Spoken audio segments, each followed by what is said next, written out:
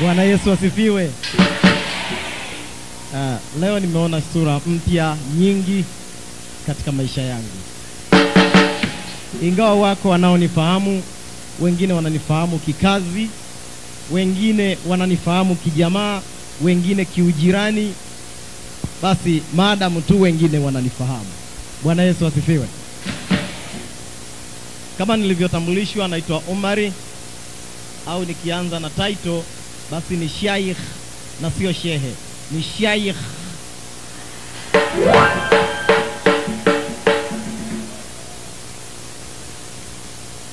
Ukisema shehe sio neno la Kiarabu, kwa sababu katika lugha ya Kiarabu herufi i au e hakuna. Wanasema Sheikh. Sheikh Omari Juma Mohamed Mwinyi Mnyeshani.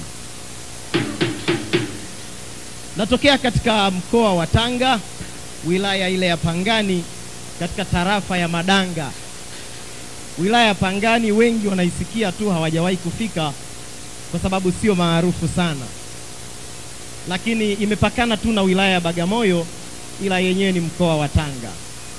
Basi kama unaweza kuchapa mwendo vizuri, ukishafika Bagamoyo unaweza ukatembea pembezoni mwa bahari ukafika wilaya ya Pangani ambayo ni mkoa wa Tanga. Bwana Yesu asifiwe. Kama alivyonitambulisha, nimepita katika Uislamu, nimezaliwa katika familia hiyo na nimesoma mpaka Yesu ananiokoa, nikiwa mwalimu wa chuo cha Falnur pale Temeke, Dar es Salaam. Hii ni chuo kinachofundisha falaki, uganga wa kienyeji, maarufu kwa chuo cha Sheikh Salum. Watu wanakijua, kwa hivyo hawajui zaidi jina lake, lakini ukisema tu chuo cha Sheikh Salum basi ni maarufu sana. Mimi nilikuwa pale kama mkuu wa chuo, wanafundisha falaki, uganga wa kienyeji. Sasa katika uganga wa kienyeji, ili uweze kufuzu vizuri, kwa sababu anayeagua lazima ajue anaagua nini. Kwa hiyo anajifunza kwanza kuroga, alafu ndio ajifunze kuagua. Kwa hiyo ukifika pale, ili uwe mganga unaoweza kuweka bango na watu wakaona, wakasoma bango wakalifuata, basi inakugharimu upate mafunzo ya uchawi kwa miaka 5 na miaka 2 ujifunze kuagua. Maana kuagua ni rahisi kuliko kuroga. Kuroga ni kazi ngumu kidogo. Kwa hiyo pale vitu vyote vinafundishwa hapo, kwamba lengo awe muaguzi, awe mganga wa kienyeji, lakini kwanza ajue anaagua nini, ajifunze kuroga miaka 5, na anapewa test, ajaribu kwa mtu. Jaribu huyu, akiweza unasema huyu kiwango kidogo, hebu jitesti hapa. Akishaweza vizuri, ndio miaka 2 anajifunza sasa kuagua. Kama akiondoka kwa ile miaka 5 tu peke yake, atakuwa ni mchawi na hatajua kuagua. Maana kwanza ujifunze kuroga. Nirudi kwenye historia ya maisha yangu. Nimezaliwa katika familia ya Kiislamu kama nilivyosema, alafu nikakabidhiwa majini na mama mmoja. Majini yale yanapata 99. Alinikabidhi mkononi, yani kama mtu anampa zawadi rafiki yake. Nilipewa lulu. Wangapi wanaifahamu lulu? Hata mmoja. Lulu, wangapi wameshawahi kuisikia? Watu wanaisikia lakini hawaijui. Wengi hawajawahi kuiona. Lulu ni madini fulani yenye thamani kubwa, lakini hayachimbwi ardhini. Ni tofauti na madini mengine yote, yenyewe hayachimbwi ardhini. Yanapatikana kwenye samaki chaza, yuko baharini. Huyu chaza wanasema kwamba anameza jiwe la kawaida, alafu likiwa ndani yake linapata virutubisho kupitia mwili wa huyu samaki, alafu linageuka kutoka jiwe la kawaida linakuwa jiwe la thamani. Inaitwa lulu. Ni thamani kubwa sana. Bei yake pia ni nzuri. Lakini si kila chaza ana lulu. Si kila chaza, samaki chaza ana lulu. Inatokea tu bahati, mvuvi amemvua samaki akimpasua ndani ya nalulu, basi inakuwa ni bahati. Ni jiwe la thamani kubwa kwa sababu halijulikani linachimbwa wapi.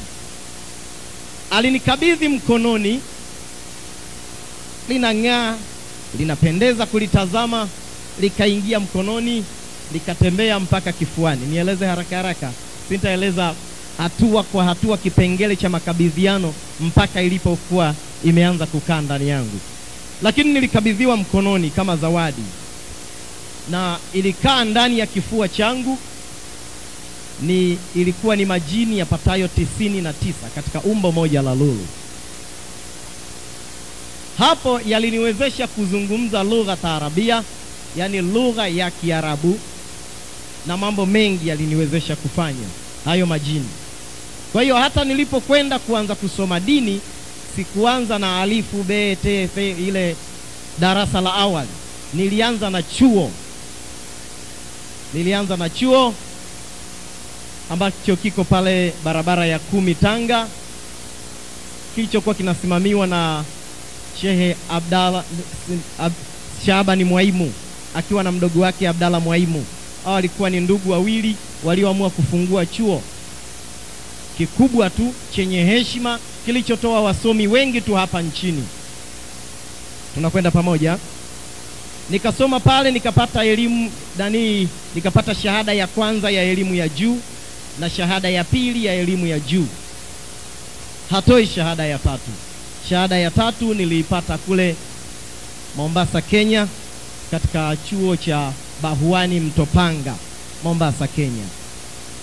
Kwa hiyo naposema nimesoma, basi sikuwa nimebahatisha, bali ninazungumza nilicho na uhakika nacho. Nilikuwa nachukua fani fulani inaitwa mahusiano ya kidini. Ndiyo fani niliyoisomea na kuchukua hizo shahada 3 za elimu ya juu.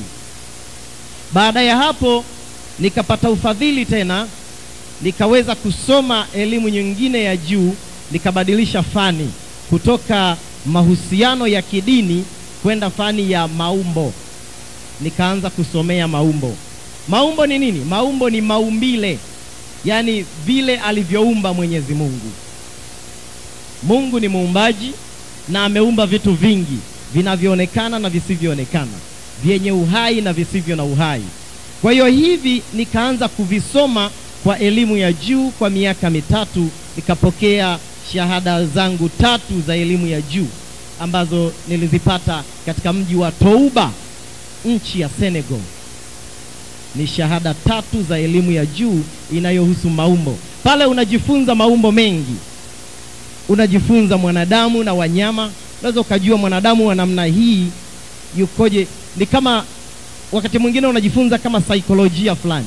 Ni saikolojia, lakini ni zaidi ya saikolojia, kwa sababu unamsoma mwanadamu, unamchambua mpaka unaona kwamba hatuna sababu ya kuvaa nguo.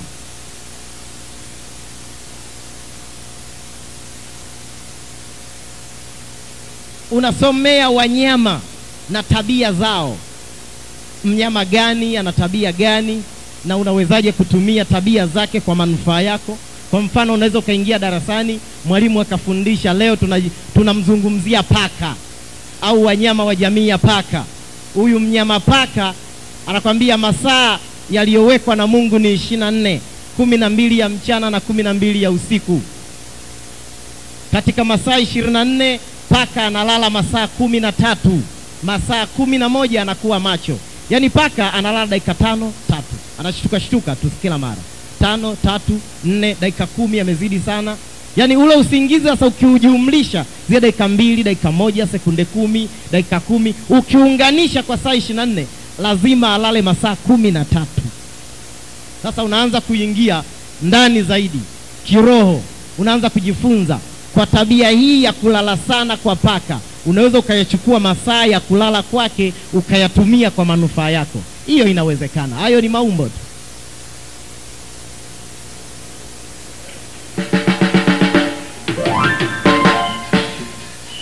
Tunakwenda pamoja. Kwa hiyo nilijifunza mambo mengi kuhusu maumbo. Unakwenda kujifunza hata viumbe visivyo na uhai. Unakwenda kujifunza na viumbe visivyoonekana, ikiwa ni pamoja na majini na malaika. Viumbe vya anga ambavyo vyenyewe si malaika, si majini, lakini ni viumbe, ni roho. Zipo roho mbalimbali. Nilijifunza hata roho kuzipatanisha, zipatane. Una uwezo wa kuzipatanisha roho zikapatana. Roho hii na roho hii hazipatani, una namna ambayo unaweza ukazipatanisha. Nilijifunza vitu vingi, ni pamoja na kuunganisha mtu mwanadamu na mtu jini. Yaani hawa watu wanaweza kuishi pamoja na wakafunga ndoa halali kabisa, tena kwa ridhaa ya wote wawili, jini na mwanadamu. Hayo ni moja ya elimu ya maumbo, lakini katika uumbaji wa Mungu wa vitu visivyoonekana. Nilijifunza hivyo. Kwa hiyo leo hii msishangae kuna watu wanafunga ndoa na majini kabisa, anaishi naye kama mke na mume, tena kwa ridhaa kabisa. Wengine sio kwa ridhaa, lakini anakuwa ameolewa, ndoa isiyo rasmi zipo. Wengine wanalazimishwa kumpenda jini na akafunga ndoa, ingawa ni kwa ridhaa yake, lakini kwa shinikizo pia. Sawa? Hayo ni mambo ambayo nilijifunza katika elimu ya maumbo. Elimu ya maumbo ni pana na ni ngumu sana, watu wengi wanaikimbia. Ni wasomi wachache leo hii waliosomea elimu ya maumbo, si wengi, kwa sababu masomo yake ni magumu sana, watu wanakimbia. Na hata mimi sikuyachagua, lakini mwalimu mmoja pale chuoni akanishinikiza, akasema chukua haya masomo, sababu kuna namna fulani ukifaulisha wanafunzi katika somo lako, ukifaulisha sana, kuna zawadi nzuri inapatikana. Wale walimu wanapewa zawadi nono sana, hasa wa elimu ya maumbo, kwa sababu inaonekana elimu yenyewe ni ngumu, alafu umeweza kufaulisha wanafunzi wengi. Nikashinikizwa, nikaingia katika elimu hiyo ya maumbo, nilikutana na balaa. Tunakwenda pamoja? Tuko pamoja? Sasa nataka tujifunze vitu vya muhimu sana, lakini kabla hatujaendelea, hebu nisome maandiko mawili ili tujiweke sawa. Hapo ninapiga dondoo, bado sijazama. Kitaka utaalamu huko hapa, kwa sababu niliusoma tena kwa gharama nyingi. Si fedha ndogo bwana, ni gharama kubwa, na nikawa makini. Nitasoma Mithali sura ya 13. Tasoma ule mstari wa 23. Mithali 13 mstari wa 23 unasema hivi: chakula kingi chapatikana kwa ukulima wa maskini. Yaani tafsiri nyingine ni kwamba maskini anapata chakula kingi sana kwa kilimo chake, bali viko viharibikavyo kwa sababu ya dhuluma. Bwana Yesu asifiwe.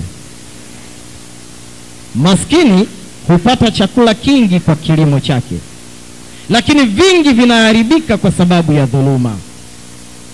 Yaani ni rahisi kumdhulumu masikini. Amen. Kwa hiyo maskini katika jasho lake, katika tabu ya kazi yake, sehemu kubwa inadhulumiwa. Nataka nikuweke makini hapo. Unaweza ukasimama au kakaa unasikiliza kwa makini, baadaye ukakuta kuna vurugu inaingia ndani ya nafsi yako. Kuwa makini na hiyo. Bwana Yesu asifiwe. Vurugu inaweza ikaanzia ndani, ukaanza kupokonywa kizuri unachotakiwa kujifunza. Amen. Mara nyingine natoaga ushuhuda sehemu nyingi, alafu mtu akitoka tu nje muulize alichokipata leo, atakwambia tulimuona shekhe mmoja mkubwa sana ametutembelea. Yaani hana zaidi ya kusema shekhe mkubwa leo ametutembelea. Kwa hiyo kuwa makini katika mavuno unayoyavuna. Hakikisha hayaibiwi nafsini mwako. Bwana Yesu asifiwe. Na nimemsihi Mungu sana kabla sijatoka nyumbani, kwamba wakati mwingine ninapotoa siri nzito namna hii, wengine wanaanza kulipukwa. Kuna sehemu nilifika nikatoa ushuhuda, nikaelezea siri nyingi. Sasa wale walengwa wengi hawakupata ujumbe kwa sababu mapepo yaliwasumbua. Kwa hiyo hilo pia msihi Mungu na wewe, ili kama ni pepo lisipande mpaka umalize kusikiliza, maana wewe ndio mlengwa. Bwana Yesu asifiwe.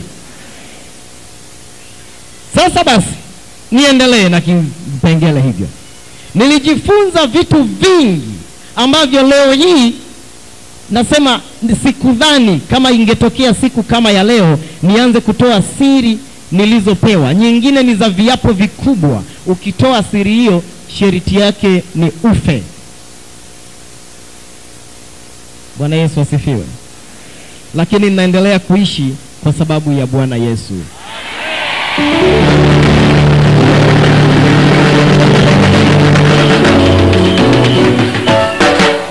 Na leo imempendeza Mungu nije kukueleza, nitakueleza.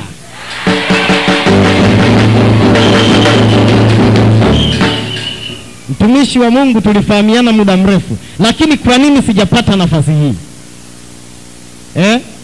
Leo hii imetokea, sasa ni wakati wake. Kwa hiyo mwambie mwenzio kaa vizuri. Kaa vizuri.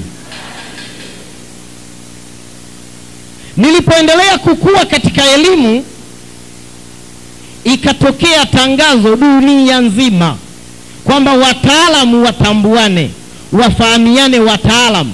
Mimi nikiwa na ofisi yangu pale Tanga, barabara ya 10 Tanga.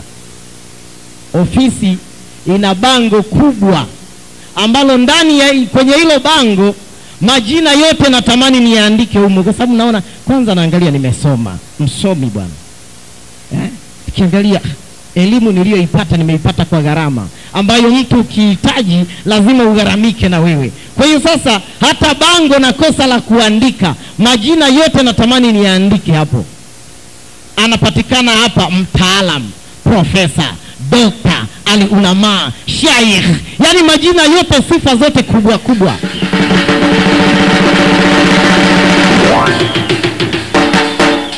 Unashangaa bango linajaa sifa, lakini tiba sehemu inakuwa imeisha. Sasa anatibu nini? Njoo ukutane na matatizo yako. Nimeweka bango kubwa, na kuja naambiwa bwana Sheikh Umar, kuna tangazo limekuja. Lipi? Tunatakiwa wataalamu tutambuane dunia nzima. Dunia ina wataalamu, watambuane. Kwa hiyo na wewe tumekuona ni mtaalamu.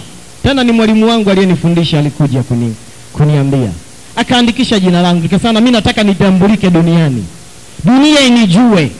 Kaandikisha jina langu, kapeleka, ikawa siku ya mtihani. Tukaenda kufanya mitihani. Kwanza ushinde kwenye mkoa wako, alafu uende kitaifa.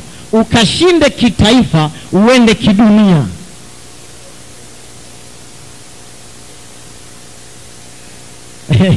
Shughuli si ndogo. Kwa kote huko nikapitia.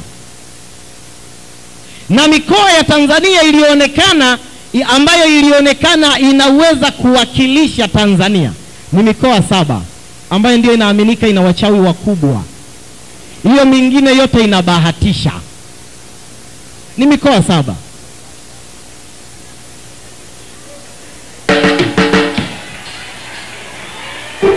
Haya. Haleluya. Haleluya. Watu wanataka niitaje. Kwa nini mnataka niitaje?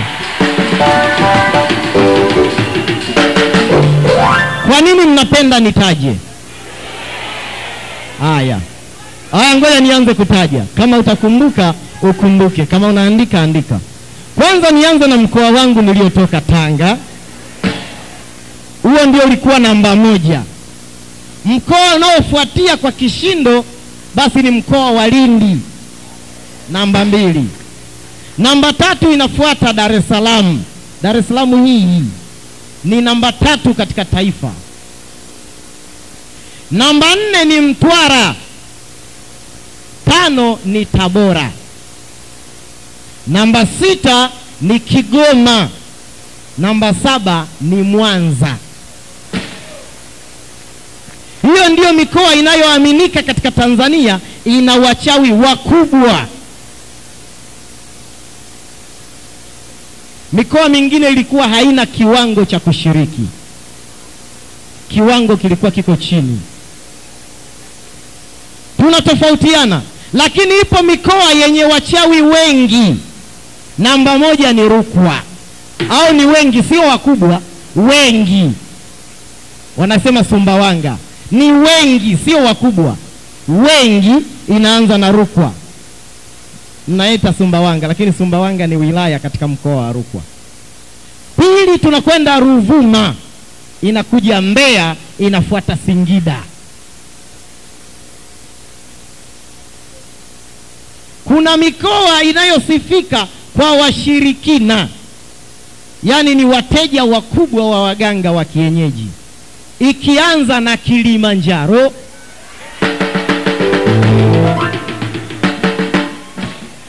ikifuatiwa na Morogoro, inafuata Bukoba, Kagera. Yani hao ni wateja hao. Ukipata mteja kutoka mikoa hiyo, hata fungu lake linakuwa la maana.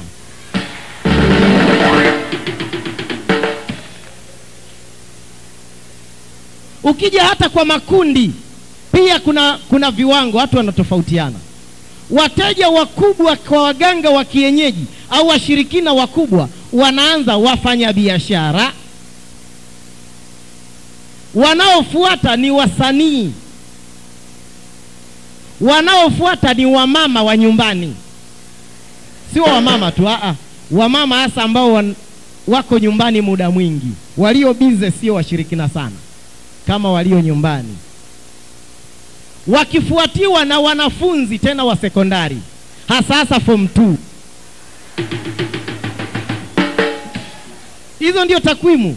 Nina takwimu ya hii nchi kwa kila kipengele. Nchi ya Tanzania, zindiko lake katika nchi ya Tanzania ambalo ndio linaikontrol nchi, liko pale Lindi. Lindi. Ili Lindi iweze kuendelea, lazima lizindiko lifukuliwe. Haleluya, haleluya. Nimeongea na wachungaji wa Lindi kuhusu swala hilo, maana napafahamu mahali penyewe na vitu vilivyozikwa.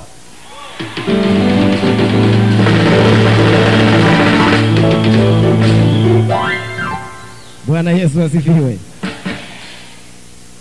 Napafahamu mahali penyewe na vitu vilivyofukiwa,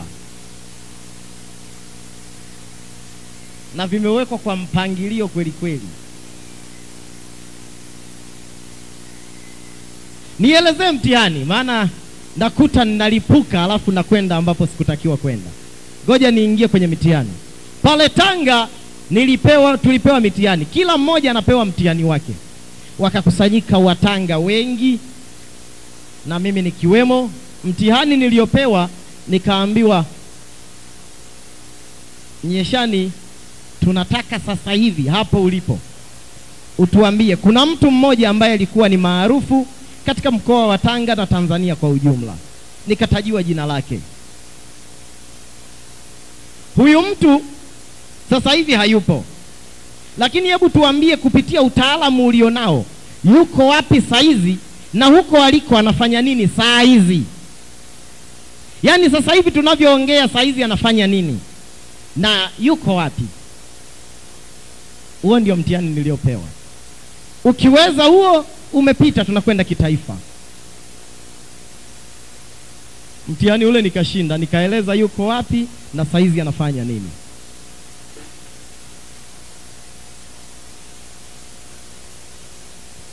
Na hakuwa hapa nchini, alikuwa Sudan.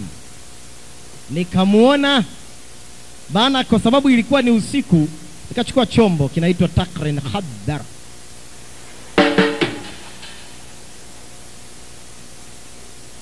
Yenye ni nini? Nahitaji screen. Unajua mimi mbondei bwana, mambo ya kizunguzungu haya. ni kama TV ya asili. Unaweza ukamwona mtu yoyote kutoka mahali popote alipo. Nikamtafuta akatokea. Nikamtazama kwa sababu na yeye ni mtaalamu. Nikamwita pale kwenye TV. Bwana fulani kamwona akiwa amelala. Akaamka. Bwana vipi, mimi naitwa Omari Mwinyi. Niko Tanga hapa, ni mtaalamu wa falaki. Kwa hiyo hapo ulipo mimi nakuona. Na naomba tu nisaidie jambo moja. Wewe ni mtu maarufu sana. Hebu niambie uko wapi sasa hivi hapo? Akasema mimi niko Sudan. Sudan. Basi nilitaka hilo tu. Kwani vipi? Nikamwambia nilitaka hilo tu. Yeye sauti anasikia lakini anioni kwa sababu hana kifaa. Lakini anaisikia sauti pale alipolala. Aliamka na akaitika, tukazungumza. Nikasubiri bado namtazama. Anaweza akatoka nje alafu mimi nikapoteza point hapo. Nieleze saizi anafanya nini? Nikamwangalia amevuta shuka analala. Kahakikisha kama dakika 2-3 hivi amelala. Nikafuta picha. Nikamweleza mzee, bwana huyu mtu yuko Sudan na sasa hivi tunavyoongea amelala. Akasema basi ni kweli. Alipoangalia akasema ni kweli, sasa hivi yuko Sudani na kweli sasa hivi tunavyoongea amelala. Umepita, twende kitaifa. Yaani hiyo kazi haikunitoa jasho. Rahisi tu. Kufika kitaifa, watu tuliotoka Tanga, walioshinda kutoka Tanga walikuwa ni 33 kutoka mkoa wa Tanga ambao walishinda mitihani yao. Sasa nchi ya Kenya aliyeweza kushiriki ni mmoja tu, wa jina wangu Omari. Mmoja tu. Yeye huyu, kwa sababu nchi isije ikawakilishwa na mtu mmoja, yeye aliingizwa katika nchi ya jirani ambayo ni Tanzania. Sasa kwa sababu anatokea Mombasa na Mombasa imepakana na Tanga, akaongezwa kuwa na yeye ni mmoja wa watu wa Tanga. Kwa hiyo tulipokuja kitaifa tukahesabika watu wa Tanga ni 34.